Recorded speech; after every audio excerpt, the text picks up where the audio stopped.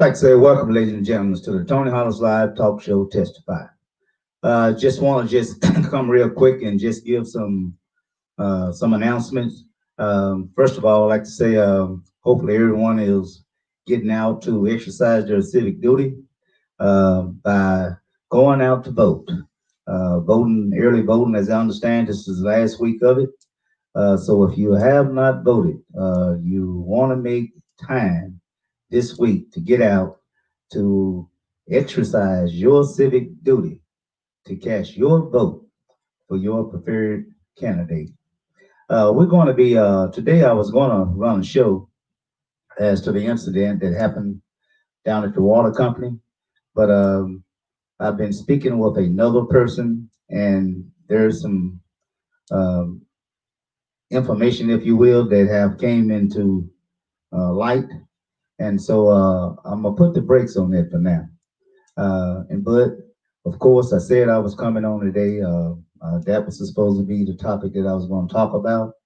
But since this is somewhat unexpected in terms of trying to, I guess, choosing a topic today, and the topic that I really want to choose today, in light of the continuation of, we keep looking on the news and we keep seeing how um, black men continue to be, shot down by the police.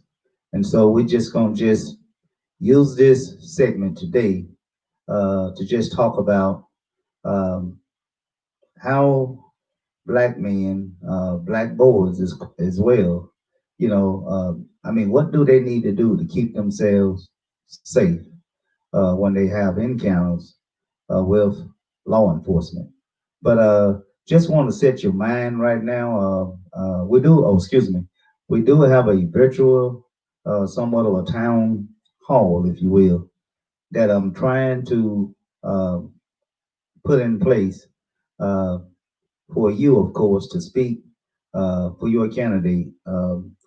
Want to have someone to speak for their candidate as well as those to speak uh, against the candidate. Of course, we want this to be respectful.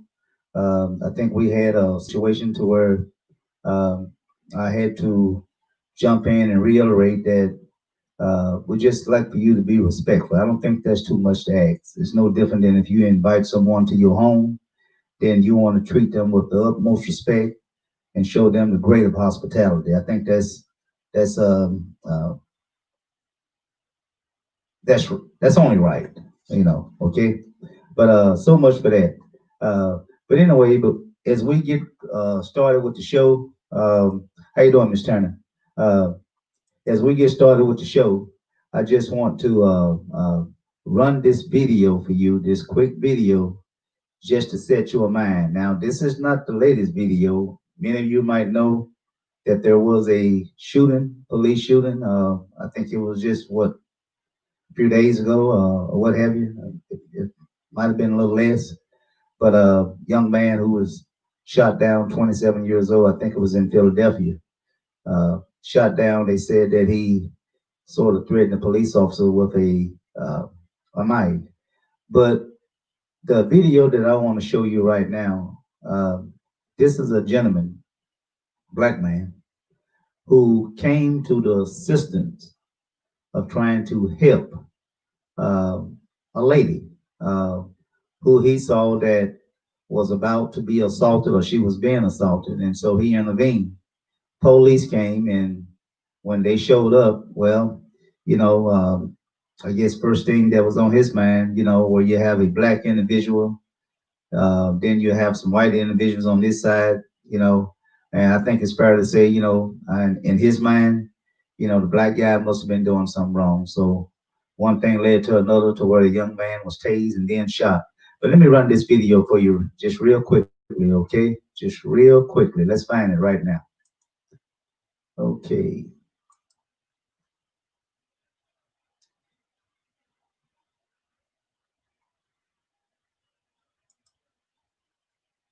following a developing story out of northeastern Texas, where a police officer charged with murder is out on bond after witnesses say he killed a 31-year-old unarmed black man over the weekend.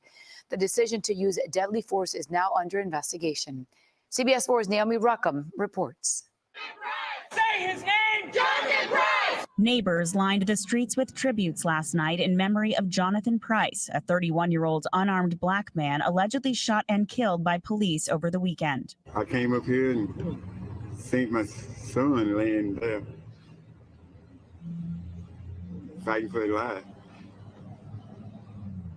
And they wouldn't let me get close to him. Price's family claims he was breaking up a domestic dispute between a man and a woman outside this convenience store in Wolf City outside Dallas when authorities were called in. According to witnesses, the responding officer tased, then shot Price multiple times. He later died at the hospital. I said, "Who shot Jonathan?" He said, "I did." And I said, "What you shooting for?" He said, "Get back." Price, a city employee and personal trainer, is being described as a pillar of the community. Yeah, he was trying to help someone, and he got the worst end of it. That's what he always did, try to help others. They need to pay for all this stuff. It's just too much going on. Sean David Lucas, the officer allegedly connected to the shooting death, was arrested Monday and charged with murder, but posted his $1 million bond within hours of arrest.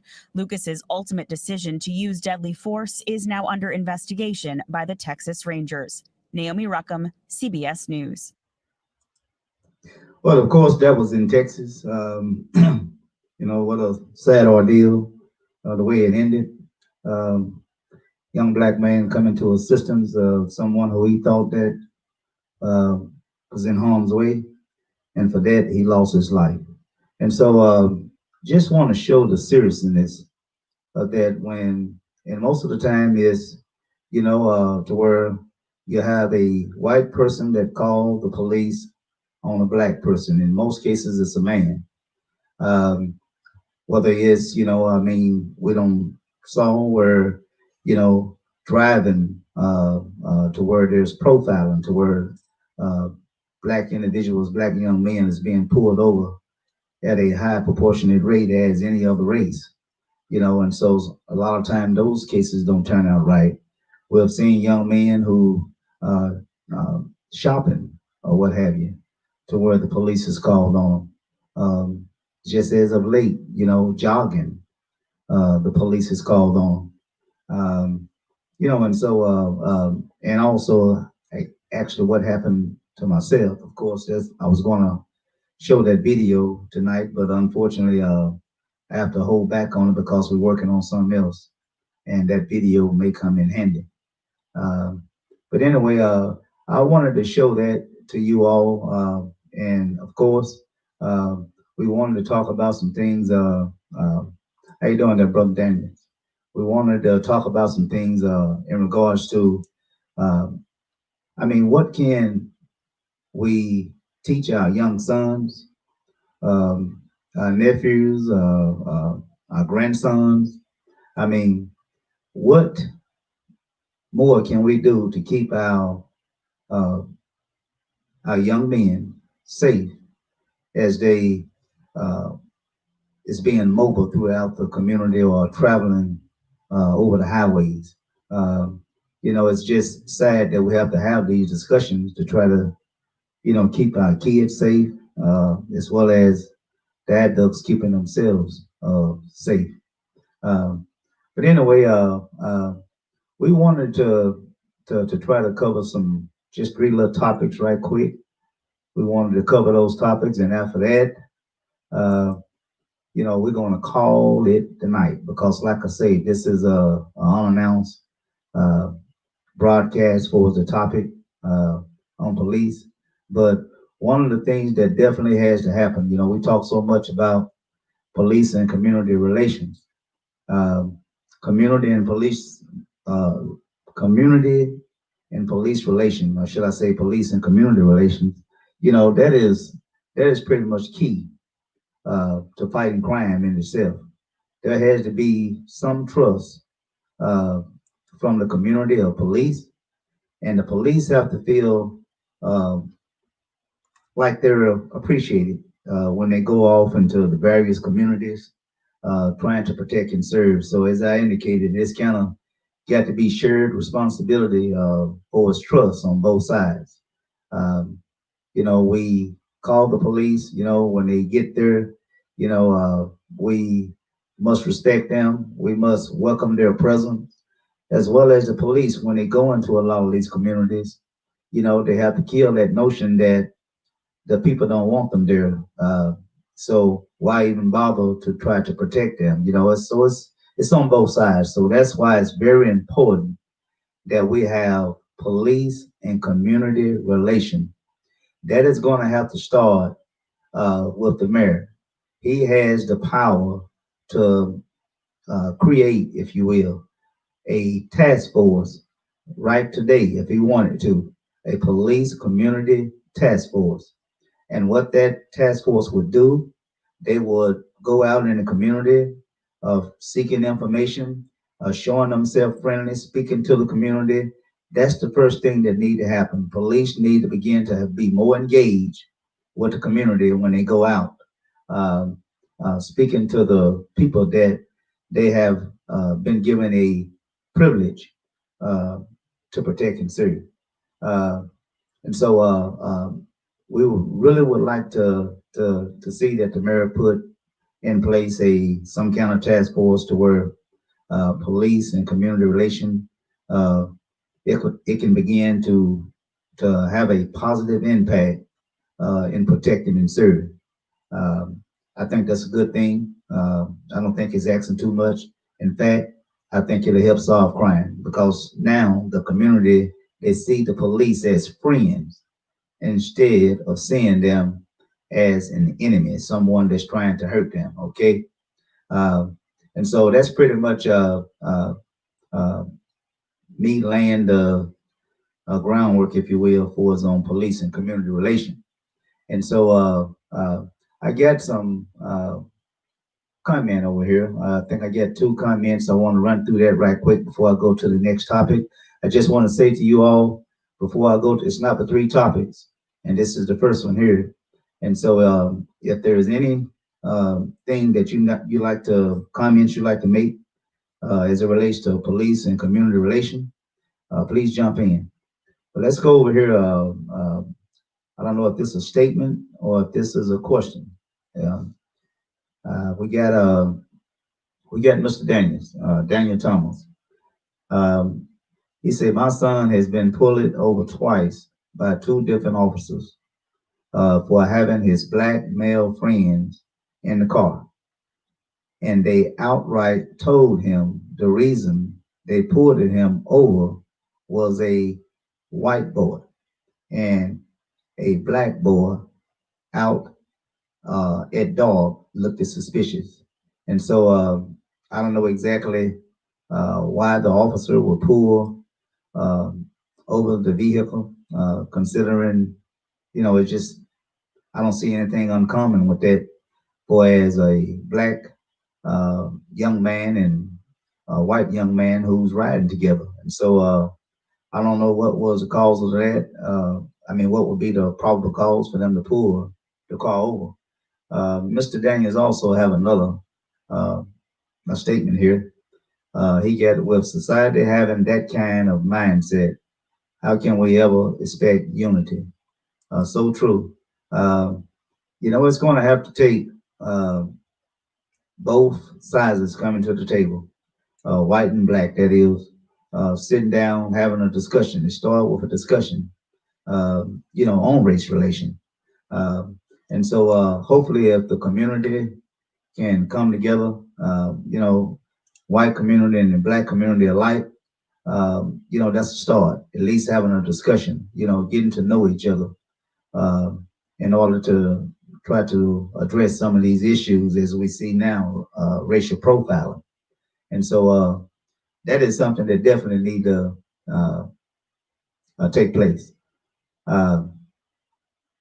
Let me see. I don't see another. Oh, that's just a statement there.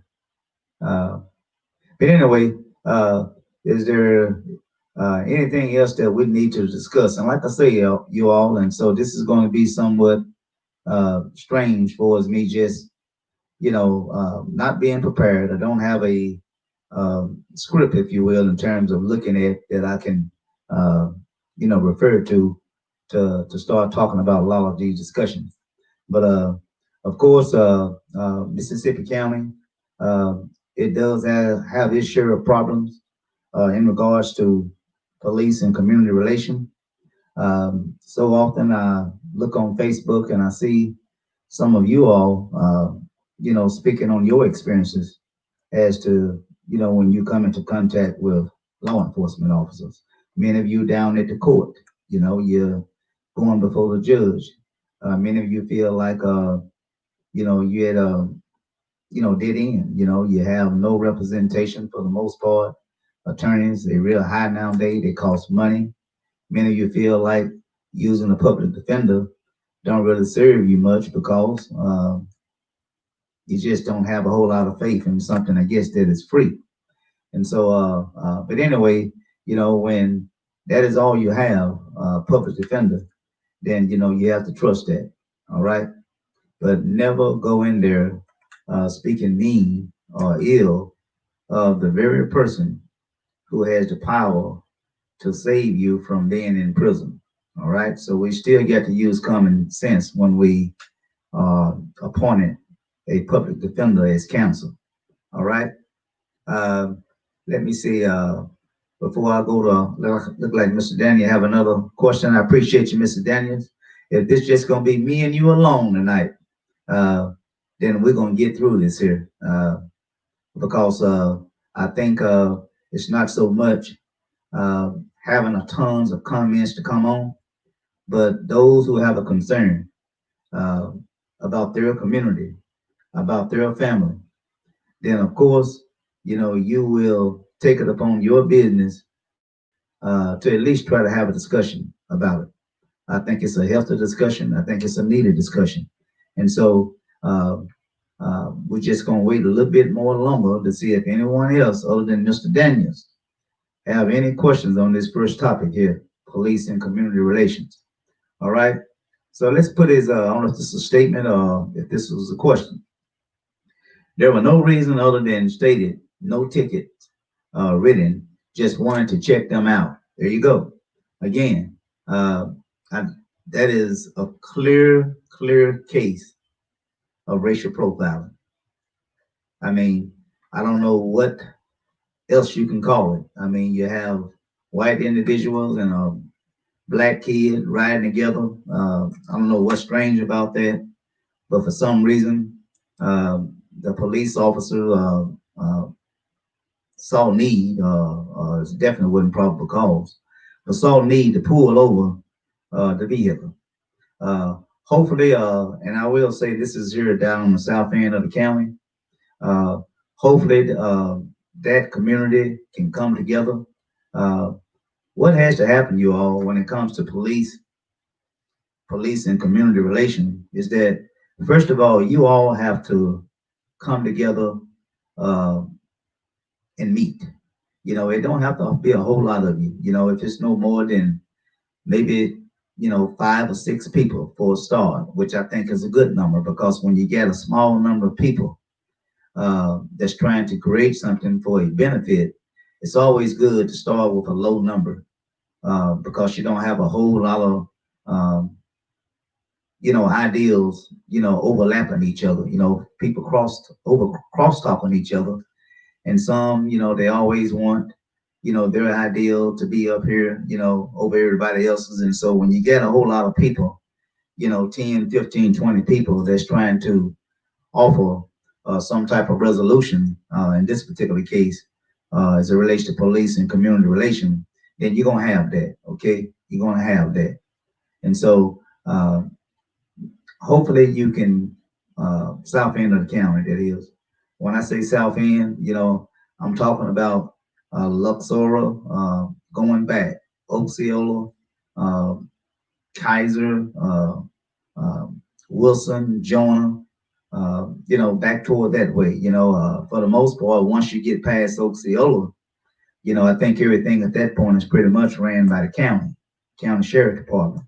And so it's always good to have uh, some type of outlet in the community to where when the people have some grievances with, as it relates to law enforcement, you know, they have a group that they can turn to. All right.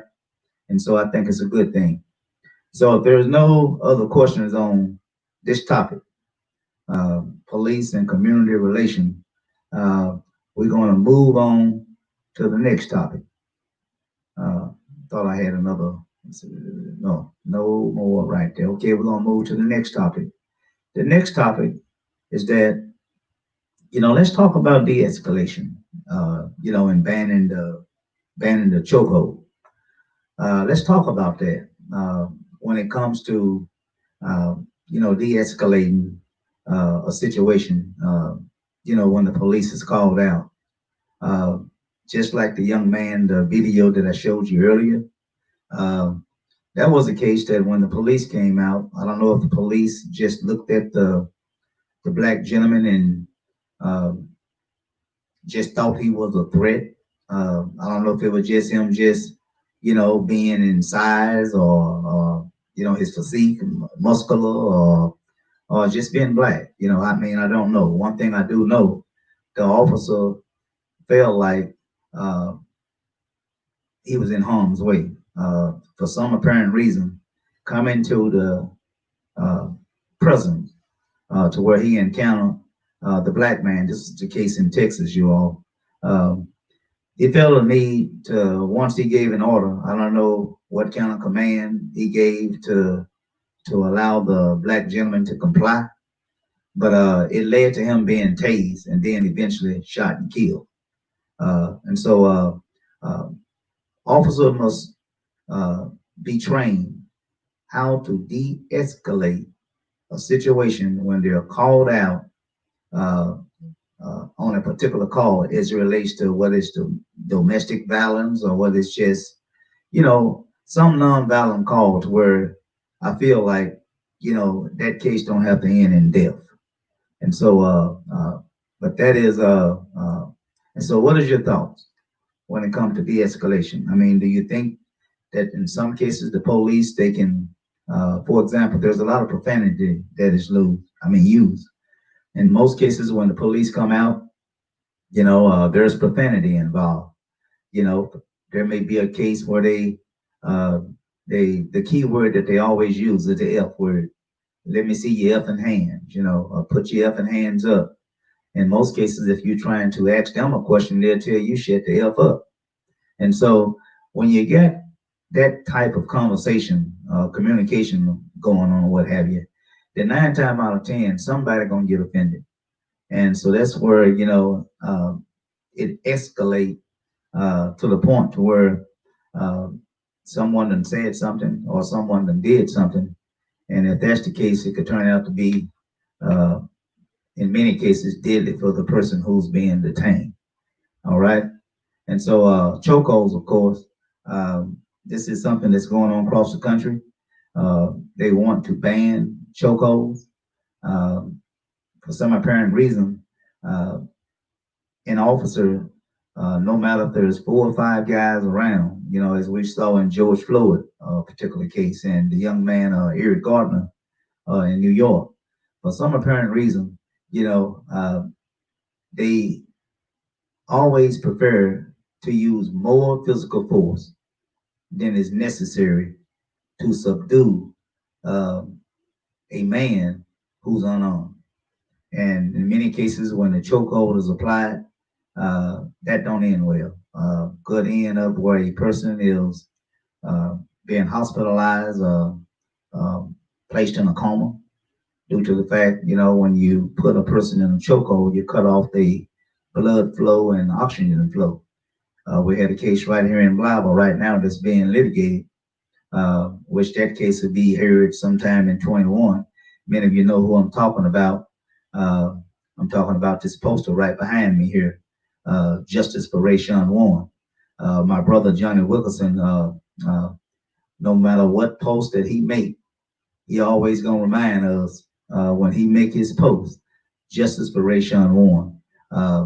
I think that is something that is needed, that we should always not forget that this young man here in Blythe, Arkansas, he lost his life. He lost his life when he didn't have to lose his life. You had as many as 3 or more police officers, where this young man probably didn't weigh no more than 130 pounds. He had a pretty good physique, for being built. But 3 police officers that had to use physical force to the point to where it put this young man in a coma, which he never came out of. And eventually, a few months back, the family had to lay Mr. Rayshawn Warren to rest. And so I feel like that case right there is a primary case of why community and police relation is needed. And we definitely need to have them to go through some type of sensitivity training that is needed, as well as de-escalation. What does a police officer know when it comes to do? Some things that he must do to try to de-escalate the situation. What are some things that he needs to stay away from, or whether it's by words or whether it's by actions? And so there need to be some type of training. I don't know if they have it. If they have it, then they must apply it. If they're not applying it, then that's a problem. All right. But chokeholds must be banned, and that is something that the governor, I think he has his own task force. Mayor Sanders, our mayor from Mississippi County, he sits on that task force. He was nominated to that task force. I don't know exactly what meetings Mayor Sanders have went to as it relates to the task force that the governor nominated him to sit on. And so hopefully you can speak with Mayor Sanders about that task force, about what things are being done as it relates to criminal justice reform. Okay. And so, but that's that. And of course, also we're going to talk about this last topic, trying to see if I have any comments over here on this topic here. It don't seem like I do. But anyway, we're going to move to this last topic that we have, which is police liability insurance. Now, exactly what that is that, so many times we see to where whenever a citizen is seriously harmed, in other cases have died, then that is something that need to be talked about in terms of when it comes to lawsuits. That's what we're talking about, police liability insurance. For the most part, when the police commit these acts, okay, it's you and I are the ones that are paying the bill. We're the ones that pay these lawsuits. And for a city that probably already hurting for money, there are so many things that the city is facing in regards to whether it's tearing down dilapidated structures, trying to beautify our community in terms of trying to keep it clean, keep it safe, keep it healthy. There could be money that need to be applied toward streets and drainage. And so there's so many things to where instead of us paying out lawsuits, we could be using that money for the benefit of the taxpayers, okay? But in most cases, it could be this year, it could be a year down the road, to where the city is being faced with lawsuits. Now, why do police feel so comfortable with committing these acts? The reason that police officers feel so comfortable with committing these acts is because they don't pay. They don't pay anything. They know that you and I, the taxpayers, whatever lawsuit that is filed against the city, it's your money and my money will pay these lawsuits. Okay? We pay the attorneys and we pay the person who has been harmed. All right. But police liability insurance, if there was some way that for every police officer to let it be mandated that police officers must carry some liability insurance, all right, for each police officer. Now, the city can do what they call a blanket cover, you know. Well, actually, that's what they do now, a blanket cover to where it covers all their employees. But that is at your expense and my expense. And what I'm talking about right now is have the police officer carry his or her own police liability insurance. That way, when they go out and they commit these deadly acts, it's them who pay the money and their insurance company who they will. And if it get to the points to where an insurance company see that a particular police officer is a high risk, that insurance company will not write a policy for that particular officer.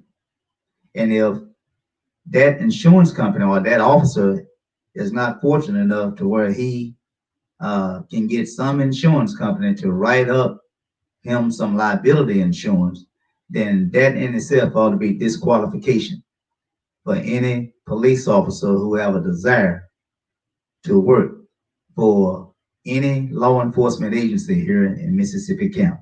All right. And so they need to be mandated to carry their own liability insurance. And I absolutely guarantee you, if we do that, make it mandatory that the police officer carry their own liability insurance, watch how you see a change in how police officers interact with the public. You know, it definitely, if nothing else, you know, I think the overuse of deadly force or physical force, if you will, I think we'll start seeing those cases come down. All right. Look like we got another comment over here. And that was the last topic, you all. That just was that's just Mrs. Williams saying hello. How you doing, Mrs. Williams? And so those were the topics that I wanted. And like I say, this was a broadcast that wasn't planned. And since I wanted to pull back on showing the information, not the information, but showing the video as it relates to the water company, there's some other development things that has came into play, and I don't think it will be in the best interest to show that video yet, because it might be used later, you know, for something that is in the works right now. I just leave it at that and say that, okay? But that was I want to thank Brother Daniels, you know, for tuning in, and Mrs. Williams, you know, for their questions or what have you. And hopefully, you know, we're going to come back Sunday, and we're going to try to have what you call a virtual, not the debate, but a virtual town hall, what I'm talking about, to where I'm giving you an opportunity as we go into the last few days, because it's going to be on a Sunday, this comes Sunday. So that means, you know, you have Monday and that last day, which is Super Tuesday, general election, to go and cast your vote. And hopefully, if you have not heard nothing by then, hopefully you giving your opinions on your preferred candidate may just help pull your candidate across the finish line to victory. And so, like I said, today was not a planned broadcast. I had to change it right at the last minute. And but that is what we have that is going on in the community of the election. Again, I did a video the other night. I'm getting ready to close you all because I don't see any comments over here on the particular topics that we talked about. Again, I run through them. You know, we talked about the necessity of trying to create a task force to where that particular committee will be responsible for what things can be done to better police and community relations. We also talked about, de-escalating the situation to where when polices go out, they need to keep in mind, whether it's by words or whether it's by actions, not to let it get to that point to where, it then escalate up to something to where physical force or deadly force is needed. And if that happened, more than likely, you always can believe chokeholds is going to be part of that when they're trying to subdue a particular person. And of course, that last one we talked about was, police liability insurance. Hopefully, we can have the police officers to be somewhat mandated to carry their own personal liability insurance. That way, it will relieve some expense upon the taxpayers and have the police officer as well as the insurance company who have rolled the policy for them up on them to pay off some of these lawsuits when they come into play. And so, but that's what we have, you all. Again, I want to thank everybody for coming on. This was quick. Hopefully, we can have all, because we're right at about, look like 36 minutes is where we at right now. That's where we at now, 36 minutes. This broadcast has been in progress right now. I don't like to really get over an hour, but if we can do all broadcasts between 30 minutes and 45 minutes, I think that's ideal. Of course, I will be coming back Sunday to speak with you all. And before I close, I think I need to go ahead again. I want to re-emphasize that last time that I spoke, I imagine that probably rubbed some folks the wrong way in terms of me asking us to be respectful of each other, when we're making our comments over here. I don't think I asked anything that is fair. Okay? As I indicated, it's almost like you're inviting someone into your home and you have a duty. You hear me? You have a duty to show that person respect and the best of hospitality. You do not invite anyone into your home and you be mean and nasty to them. That's not right. And so if I have to not have one viewer to come on to participate with their comments because they're not allowed to be mean-spirited, if I want to have one voice or one person making comments, I'm going to roll with that, because this show is not about ratings. I don't get paid. I'm not competing, for some type of ratings. It's not me. I'm not doing it. What I'm doing is, I told you all when I first started this show, I'm trying to give you a platform. Okay, because I have the time. Okay, for the most part, I'm not even being affected when it comes to law enforcement in a personal way. Okay, I'm not suffering financially where I don't need this program to live. But because of who I am and I love people, I want to try to help people. That's why I do this. I do this because I care. I do this because I help people. And I'm not going to allow my politics or the politics of anyone else, to be mean-spirited to someone that we are opposing.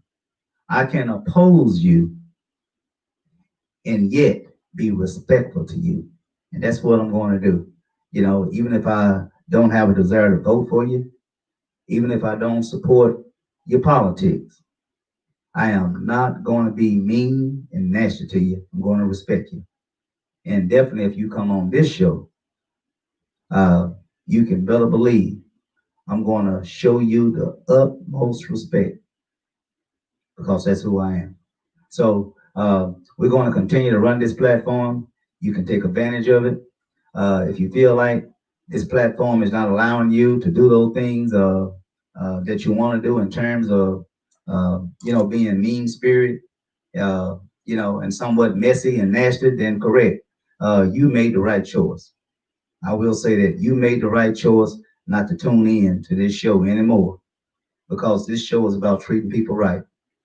And if it means that not having but one viewer, two viewers, not getting what they consider the viewers going out the roof, I'm not about that. I'm about giving you a platform that you can participate in.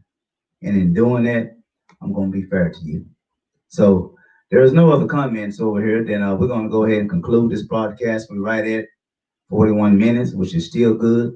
We're not even at the 45-minute period yet. And so I think that's real good in terms of the time being used. And so I want to say, you all, please do get out. This is your last few days of early voting. Please get out and exercise your civic duty. Don't wait till Tuesday. Please get out now. You have Monty Hodges, who's the incumbent, and candidate Gary Tobar. That is the state representative race. Then you have a few races down in Osceola, Arkansas. You have all three wards being contested. Ward 1, 2, and 3. Let me see if I can get it right. Ward 1, you have Quayle Cunningham and Linda Watson. That's Ward 1. Ward 2, you have Sandra Brand. She's the incumbent running for re-election. And there's two other candidates in that race. You have Sally Parks and you have Miss Karen Russ. All right. And last, Ward 3, you have Tyler Donegan, who's the incumbent running for re-election. And you have Brian Anthony Holthouse running for that particular ward. So govern yourselves, Osceola. Please do get out. Many of you, your number one issue, as I'm being told, but actually two: grocery store and most definitely the elected race. So please get out and exercise your civic duty of casting your vote for your preferred candidate. So if there's nothing else to come before this broadcast tonight, I'd like to say, may God bless each and every one of you. Stay safe. The pandemic is real. And until we meet again, peace and love, and God bless.